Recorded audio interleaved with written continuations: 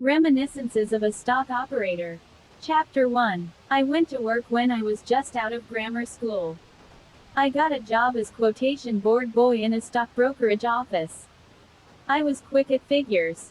At school I did 3 years of arithmetic in one. I was particularly good at mental arithmetic. As quotation board boy I posted the numbers on the big board in the customer's room. One of the customers usually sat by the ticker and called out the prices. They couldn't come too fast for me. I have always remembered figures. No trouble at all. There were plenty of other employees in that office. Of course I made friends with the other fellows, but the work I did, if the market was active, kept me too busy from 10 a.m. to 3 p.m. to let me do much talking. I don't care for it, anyhow, during business hours. But a busy market did not keep me from thinking about the work. Those quotations did not represent prices of stocks to me, so many dollars per share. They were numbers. Of course, they meant something. They were always changing. It was all I had to be interested in the changes. Why did they change? I didn't know. I didn't care. I didn't think about that. I simply saw that they changed. That was all I had to think about 5 hours every day and 2 on Saturdays, that they were always changing. That is how I first came to be interested in the behavior of prices. I had a very good memory for figures. I could remember in detail how the prices had acted on the previous day, just before they went up or down. My fondness for mental arithmetic came in very handy. I noticed that in advances as well as declines, stock prices were apt to show certain habits, so to speak. There was no end of parallel cases and these made precedents to guide me. I was only 14, but after I had taken hundreds of observations in my mind I found myself testing their accuracy, comparing the behavior of stocks today with other days. It was not long before I was anticipating movements in prices. My only guide, as I say, was their past performances. I carried the dope sheets in my mind. I looked for stock prices to run on form. I had clocked them. You know what I mean. You can spot, for instance, where the buying is only a trifle better than the selling. A battle goes on in the stock market and the tape is your telescope. You can depend upon it 7 out of 10 cases. Another lesson I learned early is that there is nothing new in Wall Street. There can't be because speculation is as old as the hills. Whatever happens in the stock market today has happened before and will happen again. I've never forgotten that. I suppose I really managed to remember when and how it happened. The fact that I remember that way is my way of capitalizing experience. I got so interested in my game and so anxious to anticipate advances and declines in all the active stocks that I got a little book. I put down my observations in it. It was not a record of imaginary transactions such as so many people keep merely to make or lose millions of dollars without getting the swelled head or going to the poorhouse. It was rather a sort of record of my hits and misses, and next to the determination of probable movements I was most interested in verifying whether I had observed accurately, in other words, whether I was right. Say that after studying every fluctuation of the day in an active stock I would conclude that it was behaving as it always did before it broke 8 or 10 points. Well, I would jot down the stock and the price on Monday, and remembering past performances I would write down what it ought to do on Tuesday and Wednesday. Later I would check up with actual transcriptions from the tape. That is how I first came to take an interest in the message of the tape. The fluctuations were from the first associated in my mind with upward or downward movements. Of course there is always a reason for fluctuations, but the tape does not concern itself with the why and wherefore. It doesn't go into explanations. I didn't ask the tape why when I was 14, and I don't ask it today, at 40. The reason for what a certain stock does today may not be known for 2 or 3 days, or weeks, or months. But what the dickens does that matter? Your business with the tape is now, not tomorrow. The reason can wait, but you must act instantly or be left. Time and again I see this happen. You'll remember that Hollow Tube went down 3 points the other day while the rest of the market rallied sharply. That was the fact. On the following Monday you saw that the directors passed the dividend. That was the reason. They knew what they were going to do, and even if they didn't sell the stock themselves, they at least didn't buy it. There was no inside buying, no reason why it should not break.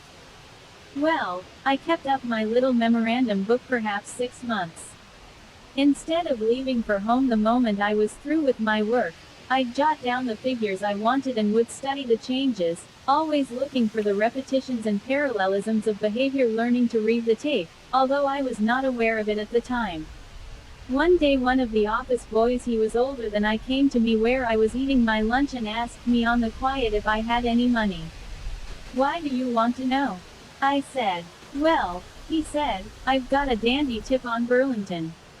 I'm going to play it if I can get somebody to go in with me." "How do you mean, play it?"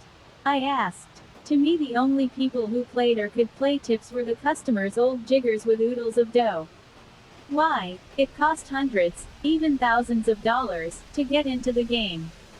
It was like owning your private carriage and having a coachman who wore a silk hat. "That's what I mean, play it," he said. "How much you got? How much you need?" "Well, I can trade in 5 shares by putting up $5. "How are you going to play it?" "I'm going to buy all the Burlington the bucket shop will let me carry with the money I give him for margin," he said. "It's going up sure. It's like picking up money. We'll double ours in a jiffy." Hold on, I said to him, and pulled out my little dope book.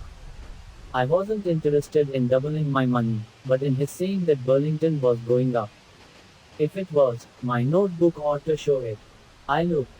Sure enough, Burlington, according to my figuring, was acting as it usually did before it went up. I had never bought or sold anything in my life, and I never gambled with the other boys. But all I could see was that this was a grand chance to test the accuracy of my work, of my hobby. It struck me at once that if my dope didn't work in practice, there was nothing in the theory of it to interest anybody.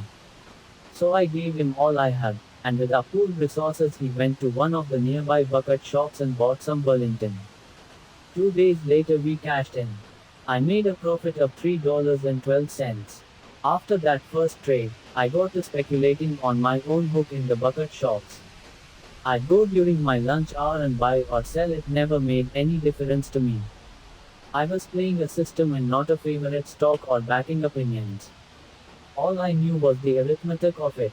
As a matter of fact, mine was the ideal way to operate in a bucket shop, where all that a trader does is to bet on fluctuations as they are printed by the ticker on the tape. It was not long before I was taking much more money out of the bucket shops than I was pulling down from my job in the brokerage office. So I gave up my position. My folks objected, but they couldn't say much when they saw what I was making. I was only a kid and office boy wages were not very high. I did mighty well on my own hook. I was 15 when I had my first thousand and laid the cash in front of my mother, all made in the bucket shops in a few months, besides what I had taken home. My mother carried on something awful. She wanted me to put it away in the savings bank out of reach of temptation. She said it was more money than she ever heard any boy of 15 had made, starting with nothing. She didn't quite believe it was real money. She used to worry and fret about it. But I didn't think of anything except that I could keep on proving my figuring was right. That's all the fun there is, being right by using your head. If I was right when I tested my convictions with 10 shares, I would be 10 times more right if I traded in 100 shares. That is all that having more margin meant to me. I was right more emphatically. More courage. No difference. If all I have is $10 and I risk it, I am much braver than when I risk a million, if I have another million salted away. Anyhow, at 15 I was making a good living out of the stock market. I began in the smaller bucket shops, where the man who traded in 20 shares at a clip was suspected of being John W. Gates in disguise, or J. P. Morgan traveling incognito. Bucket shops in those days seldom lay down on their customers. They didn't have to. There were other ways of parting customers from their money, even when they guessed right. The business was tremendously profitable. When it was conducted legitimately, I mean straight, as far as the bucket shop went, the fluctuations took care of the shoestrings. It doesn't take much of a reaction to wipe out a margin of only 3/4 of a point. Also, no Welcher could ever get back in the game. Wouldn't have any trade. I didn't have a following. I kept my business to myself. It was a one-man business, anyhow. It was my head, wasn't it? Prices either were going the way I doped them out, without any help from friends or partners, or they were going the other way, and nobody could stop them out of kindness to me. I couldn't see where I needed to tell my business to anybody else. I've got friends, of course, but my business has always been the same, a one-man affair. That is why I have always played alone. Hand. As it was, it didn't take long for the bucket shops to get so on me for beating them. I'd walk in and plank down my margin, but they'd look at it without making a move to grab it. They'd tell me there was nothing doing. That was the time they got to calling me the boy plunger. I had to be changing brokers all the time, going from one bucket shop to another. It got so that I had to give a fictitious name. I'd begin light, only 15 or 20 shares. At times, when they got suspicious, I'd lose on purpose at first and then sting them proper. Of course, after a little while, they'd find me too expensive and they'd tell me to take myself and my business elsewhere and not interfere with the owner's dividends. Once, when the big concern I'd been trading with for months shut down on me, I made up my mind to take a little more of their money away from them. That bucket shop had branches all over the city, in hotel lobbies, and in nearby towns. I went to one of the hotel branches and asked the manager a few questions and finally got to trading. But as soon as I played an active stock my special way, he began to get messages from the head office asking who it was that was operating. The manager told me what they asked him and I told him my name was Edward Robinson, of Cambridge. He telephoned the glad news to the big chief. But the other end wanted to know what I looked like. When the manager told me that, I said to him, "Tell him I am a short fat man with dark hair and a bushy beard." But he described me instead, and then he listened and his face got red and he hung up and told me to beat it. "What did they say to you?" I asked him politely. "They said, 'You blankety blank fool, didn't we tell you to take no business from Larry Livingston? And you deliberately let him trim us out of $700. He didn't say what else they told him. I tried the other branches one after another, but they all got to know me, and my money wasn't any good in any of their offices. I couldn't even go in to look at the quotations without some of the clerks making cracks at me. I tried to get them to let me trade at long intervals by dividing my visits among them all. But that didn't work. Finally, there was only one left to me, and that was the biggest and richest of all, the Cosmopolitan Stock Brokerage Company. The Cosmopolitan was rated as A100, an enormous business. It had branches in every manufacturing town in New England. They took my trading all right, and I bought and sold stocks and made and lost money for months, but in the end it happened with them as usual. They didn't refuse my business point blank, as the small concerns had. Oh, not because it wasn't sportsmanship, but because they knew it would give them a black eye to publish the news that they wouldn't take a fellow's business just because that fellow happened to make a little money. But they did the next worst thing, that is, they made me put up a 3-point margin and compelled me to pay a premium at first of a half point, then a point, and finally, a point and a half. Some handicap, that. How? Easy. Suppose steel was selling at 90 and you bought it. Your ticket read, normally, bought 10 steel at 90 minus 1/8. If you put up a point margin, it meant that if it broke 89 minus 1/4, you were wiped out automatically. In a bucket shop, the customer is not importuned for more margin or put to the painful necessity of telling his broker to sell for anything he can get. But when the Cosmopolitan tacked on that premium, they were hitting below the belt. It meant that if the price was 90 when I bought, instead of making my ticket, bought steel at 91/8, it read, bought steel at 91 minus 1/8. Why? That stock could advance a point and a quarter after I bought it and I'd still be losing money if I closed the trade. And by also insisting that I put up a 3-point margin at the very start, they reduced my trading capacity by 2/3. Still, that was the only bucket shop that would take my business. At all, and I had to accept their terms or quit trading. Of course I had my ups and downs, but was a winner on balance. However, the cosmopolitan people were not satisfied with the awful handicap they had tacked on me, which should have been enough to beat anybody. They tried to double-cross me. They didn't get me. I escaped because of one of my hunches. The Cosmopolitan, as I said, was my last resort. It was the richest bucket shop in New England, and as a rule they put no limit on a trade. I think I was the heaviest individual trader they had, that is, of the steady, everyday customers. They had a fine office and the largest and completest quotation board I have ever seen anywhere. It ran along the whole length of the big room and every imaginable thing was quoted.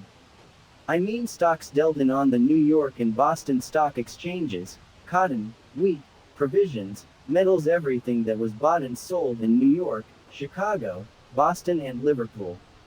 You know how they traded in bucket shops. You gave your money to a clerk and told him what you wished to buy or sell. He looked at the tape or the quotation board and took the price from there, the last one, of course. He also put down the time on the ticket so that it almost read like a regular broker's report, that is, that they had bought or sold for you so many shares of such a stock at such a price at such a time on such a day and how much money they received from you. When you wished to close your trade you went to the clerk, the same or another, it depended on the shop, and you told him. He took the last price, or if the stock had not been active he waited for the next quotation that came out on the tape. He wrote that price and the time on your ticket, okay, D it, and gave it back to you, and then you went to the cashier and got whatever cash it called for. Of course, when the market went against you and the price went beyond the limit set by your margin, your trade automatically closed itself and your ticket became one more scrap of paper. In the humbler bucket shops, where people were allowed to trade in as little as 5 shares, the tickets were little slips, different colors for buying and selling, and at times, as for instance in boiling bull markets, the shops would be hard hit because all the customers were bulls and happened to be right. Then the bucket shop would deduct both buying and selling commissions, and if you bought a stock at 20 the ticket would read 20 minus 1/4. You thus had only 3/4 of a point's run for your money. But the Cosmopolitan was the finest in New England. It had thousands of patrons, and I really think I was the only man they were afraid of. Neither the killing premium nor the 3-point margin they made me put up reduced my trading much. I kept on buying and selling as much as they'd let me. I sometimes had a line of 5,000 shares. Well, on the day the thing happened that I am going to tell you, I was short 3,500 shares of sugar. I had 7 big pink tickets for 500 shares each. The Cosmopolitan used big slips with a blank space on them where they could write down additional margin. Of course, the bucket shops never ask for more margin. The thinner the shoestring the better for them, for their profit lies in your being wiped. In the smaller shops, if you wanted to margin your trade still further, they'd make out a new ticket, so they could charge you the buying commission and only give you a run of 3/4 of a point on each point's decline, for they figured the selling commission also exactly as if it were a new trade. Well, this day I remember I had up over $10,000 in margins. I was only 20 when I first accumulated $10,000 in cash. And you ought to have heard my mother. You'd have thought that $10,000 in cash was more than anybody carried around except old John D., and she used to tell me to be satisfied and go into some regular business. I had a hard time convincing her that I was not gambling, but making money by figuring. But all she could see was that $10,000 was a lot of money, and all I could see was more margin. I had put out my 3,509 shares of sugar at 105 minus 1/4. There was another fellow in the room, Henry Williams, who was short 2,500 shares. I used to sit by the ticker and call out the quotations for the board boy.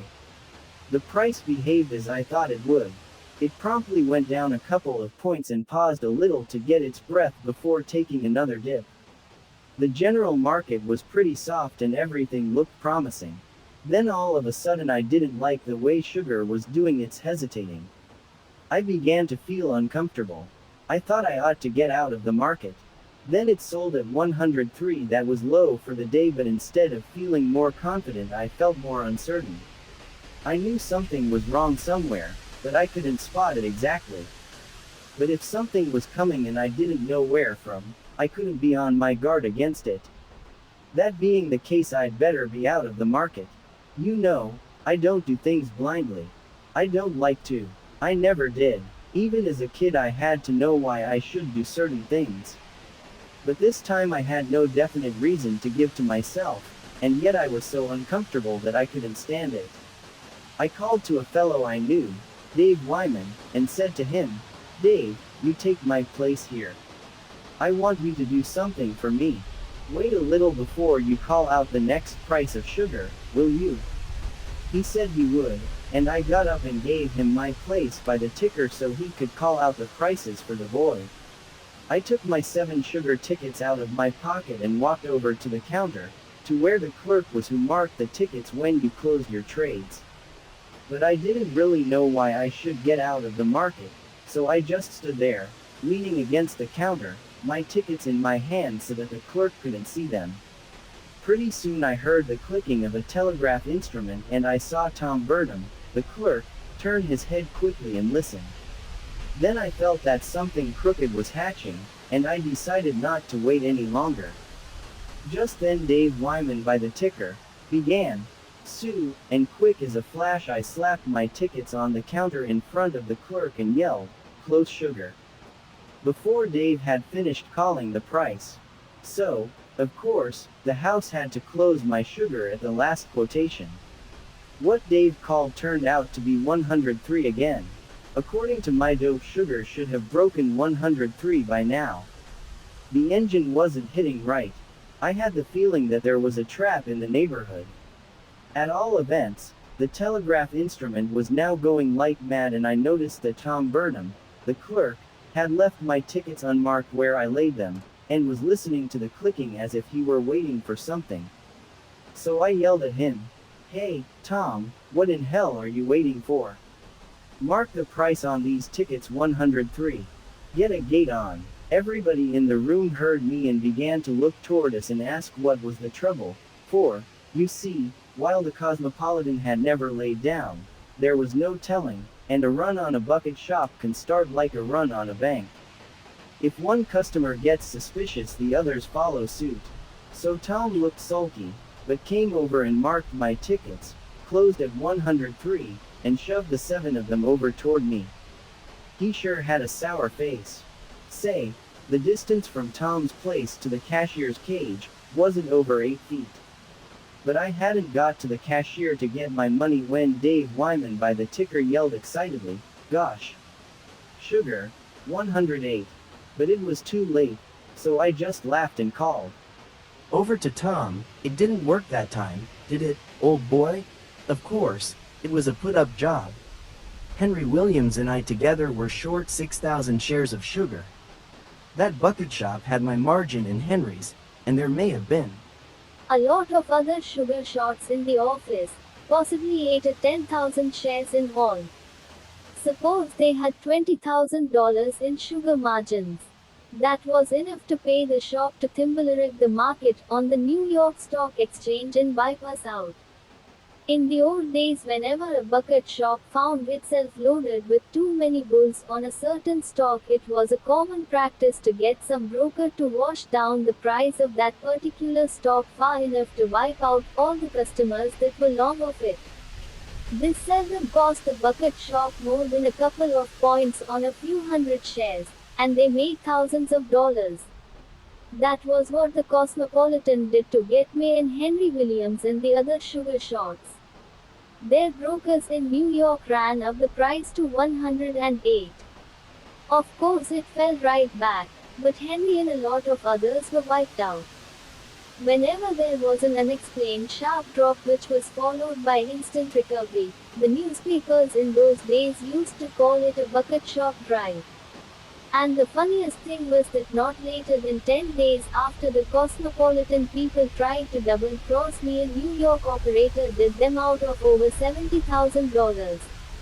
This man, who was quite a market factor in his day and a member of the New York Stock Exchange, made a great name for himself as a bear during the Brian Panic of '96. He was forever running up against stock exchange rules that kept him from carrying out some of his plans at the expense of his fellow members. One day he figured that there would be no complaints from either the exchange or the police authorities if he took from the bucket shops of the land some of their ill-gotten gains. In the instance I speak of, he sent 35 men to act as customers. They went to the main office and to the bigger branches. On a certain day at a fixed hour, the agents all bought as much of a certain stock as the managers would let them. They had instructions to sneak out at a certain profit.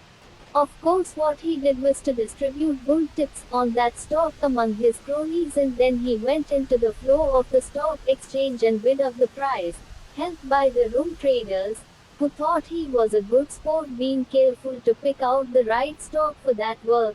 There was no trouble in putting up the price 3 or 4 points. His agents at the bucket shops cashed in as prearranged. A fellow told me the originator cleaned up $70,000 net, and his agents made their expenses and then paid besides. He played that game several times all over the country, punishing the bigger bucket shops of New York, Boston, Philadelphia, Chicago, Cincinnati, and St. Louis. One of his favorite stocks was Western Union, because it was so easy to move a semi-active stock like that a few points up and down. His agents bought it at a certain figure, sold at 2 points profit, went short and took 3 points more. By the way, I read the other day that that man died, poor and obscure. If he had died in 1896, he would have got at least a column on the first page of every New York paper. As it was, he got 2 lines on the 5th.